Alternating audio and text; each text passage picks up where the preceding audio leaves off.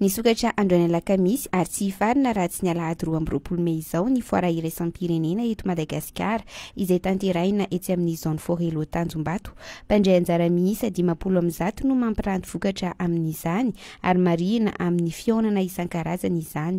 Nisedra olana maro ny toe-karenan'i Madagasikara tamin'ity taona 2022 ity toy ny valanaretina Covid-19, ny loza voajanahary ary ny ady eo amin'ny Ukraine sy Rosia natokana indrindra iarahana amin'ireo orinasa malagasy mba hanarenana ny toe-karena eto Madagasikara moa ny hetsika. Na dia teo aza ireo krizy maro samihafa dia mbola vonona anarina ny firenena avokoa ny rehetra, hoy ny Nambarandrazafindravahy Edgar, ministra ny fampiroboroboana ny indostria, ny varotra ary ny fanjifana.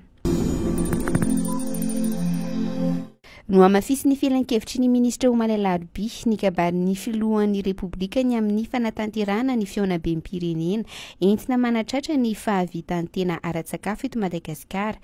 Isy noho izany ity fionam-bem-pirenena ity ho an'ny fambolena sy ny fiompiana atao eny amin'ny CCI Ivato ny 12 hatramin'ny 18 Jona izao araka ny tatitry ny filan-kevitry ny ministra. Maro ny tombontsoa azon'ireo mpisehatra amin'ny fambolena sy ny fiompiana amin'izany, ny fampiroboroboana ny fampiasam-bola amin'ny sehatra ny fandraharana misahana ny fambolena sy ny fiompiana na agrobusiness eto Madagasikara no tanjona. Ho afaka iaona mivantana amin'ny mpamatsy vola ireo tompon-tany mandritra io fionam-bem-pirenena io. Maro ihany koa ny tetikasa ho tanterahina amin'izany ka amoronana sy hanome asa ho an'ny tanora malagasy ho iatrany ny tatitry ny filan-kevitry ny ministra. Jean-François Lenoir, pakasary frantsay iray hanao antongotra lalana amin'ny 700 kilometatra miala eto Antananarivo ka hiazo ny kaomina Antoetra. Ny tanjony amin'izany ny sintonan'ny sain'ny mpanara-baovao amin'ny fahasairana ny roponina zavamaniry.